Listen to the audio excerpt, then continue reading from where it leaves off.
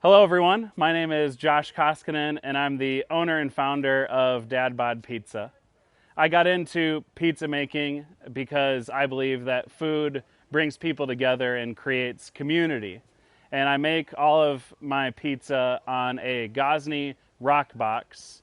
Today I'm going to teach you how to make a Neapolitan-style pizza, and we're going to start with the pizza dough.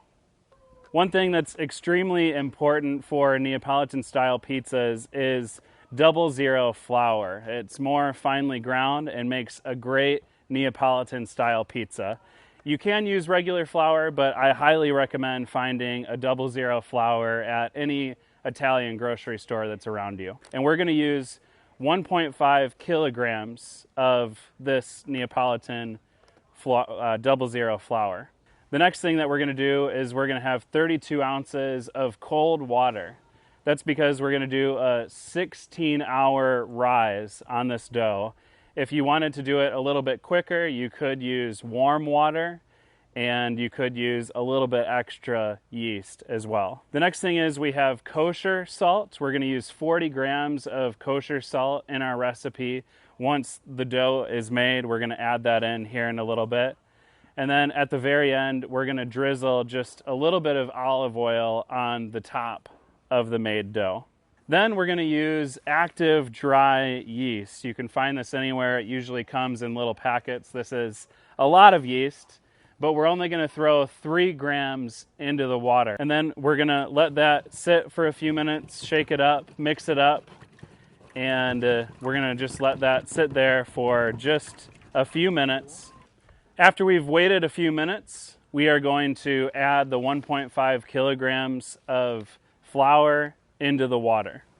That's about 8.5 cups. You'll definitely want to measure that to make sure that you're right on a food scale. We're going to mix it together. You could do this in a mixer, although I prefer to do it by hand and make sure that the dough is exactly as I want it. And the more pizzas that you make, the better you'll be able to understand exactly how you want your flour to be. Okay, after we've done this for a little while, we can measure out the salt on our food scale, and we can add the salt right on top of our dough and just mix it around there, add it to the top, and then we're going to fold the salt into the dough 3 to 5 minutes, making sure that everything is mixed together exactly as we would like it. If you wanted to use a mixer or a KitchenAid, I would suggest putting it on the lowest setting and doing it for about 5 minutes. Okay, after we've mixed the dough as we would like it, we're just going to drizzle a little bit of olive oil on the top. And it doesn't need to be much. 10 grams to 20 grams would be more than enough. And then we're going to mix it together, giving it a little bit of extra flavor. But then also, because we're going to use this same mixing bucket to let it rise, this will help it rise better, and it helps us get a little bit of the extra flour and dough on the edges, bringing it into the middle. We're going to cover it, and we're going to let it sit in room temperature for about 16 hours. Don't put it in the fridge, just leave it at room temperature for this recipe. Okay, so we've waited 16 hours, and as you can see, our dough has risen significantly. And so what we're going to do next is we're going to take out the dough, add a little bit of flour to our surface, just so nothing is too sticky. And this amount is 10 240 gram balls of pizza. We're going to ball up our dough, add a little bit of flour on it because you're going to put these in a tray, and you're going to let the dough balls sit in a sealed container for about 2 to 3 hours. That'll let the dough get nice and settled as a ball, and it will make the best pizza. and we are going to lift that off. And as you can see, these dough balls have risen. I put 12 in here. You didn't need to put 12 in here, but you can use any container that you want. If you want to use individual containers for your dough balls, you can also do that. It will be sticky, it will be filled with a little bit of air, and that's okay. So we're going to take out one of the dough balls right here. And as you can see, it's a nice ball. And then I'm going to gently begin to form a pizza. And you want to leave a little bit of air towards the end of your dough ball for the crust. So what we have here is our tomato sauce. Tomato sauce can be extremely easy to make. All you do is you buy your favorite peeled tomatoes in a can, and then you use a hand immersion blender, blend the tomatoes together, and that's it.